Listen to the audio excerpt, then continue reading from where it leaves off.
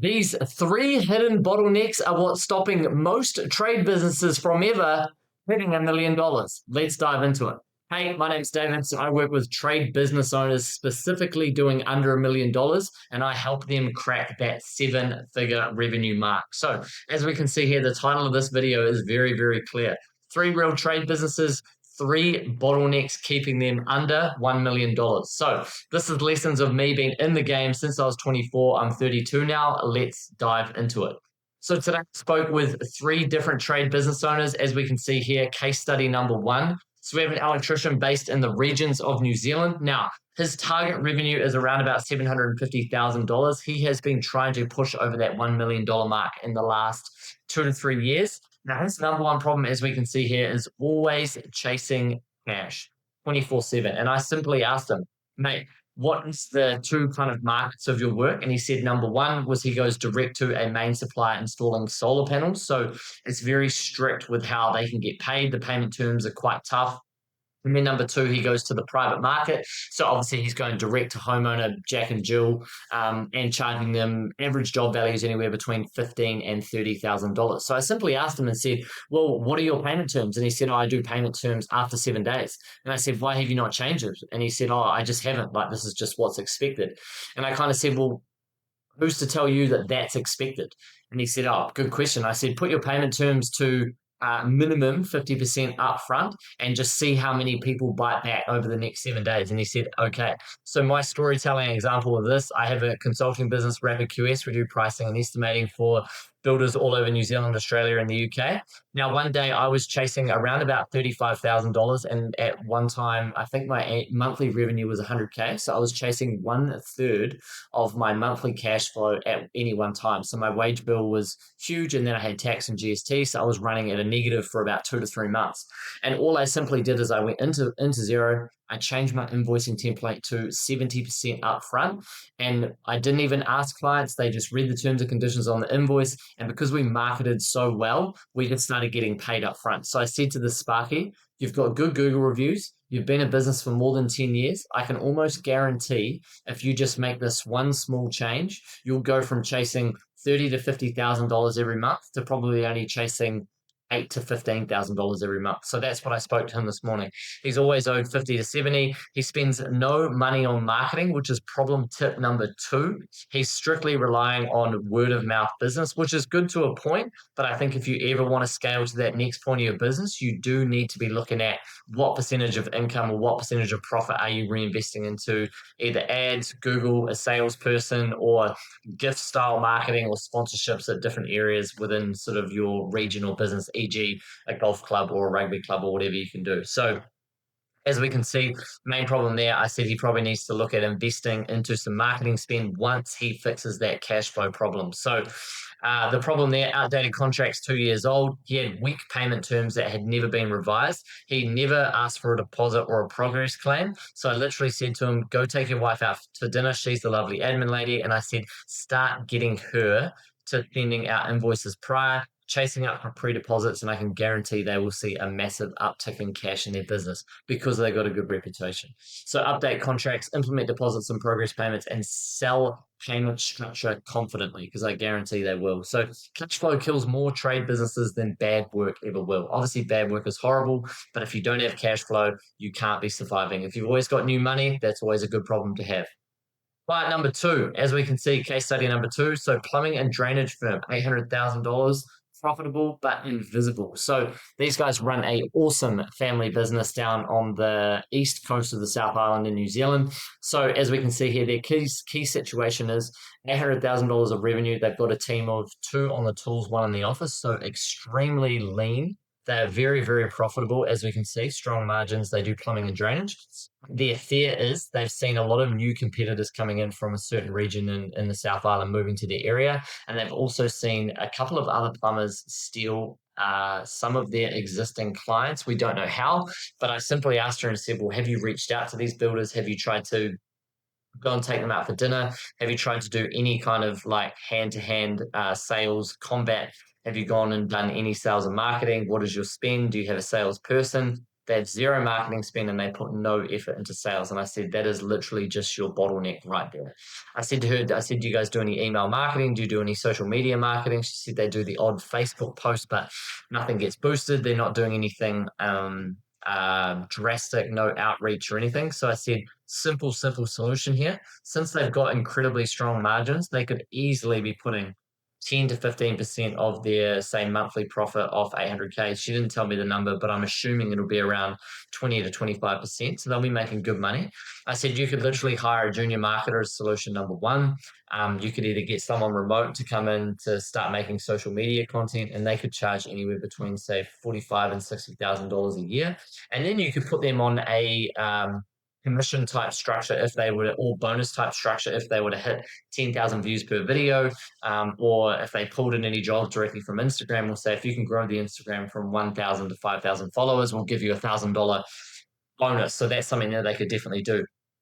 Build a focus marketing. So this is something I say to people all the time, and this is what I'm doing for my twin brother in Brisbane at the moment.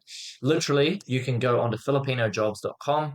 You can hire a Filipino, a fantastic worker for $9.50 an hour, and you could scrape every single of your key target customers. So in this case, a builder, in that area into a funnel, and then you could just literally send them cold email marketing campaigns over the course of 2 to 3 months, and you could change up your email marketing campaigns every other week. So week one you could do, hey, here's a job we recently completed, here's how much we charged the builder, here's how long it took. Cool. You could do some giveaway style marketing. So you could say, listen, the first person to reply to this email marketing campaign gets a $250 cafe voucher at the local cafe in that area. And you could also go to that cafe and say, hey, we're going to shout you guys out on an email list. We're going to send it out to 200 builders. Do you guys want to jump in here and do anything? And that's also another option. You could collab with that cafe and say, listen, we're going to promote you guys to a whole lot of builders because we're trying to get some more business. Do you want to jump in on it? And they might say, cool, the $250 coffee vouchers for free, since you're going to send it out in an email marketing campaign to 200 to 300 builders. Boom.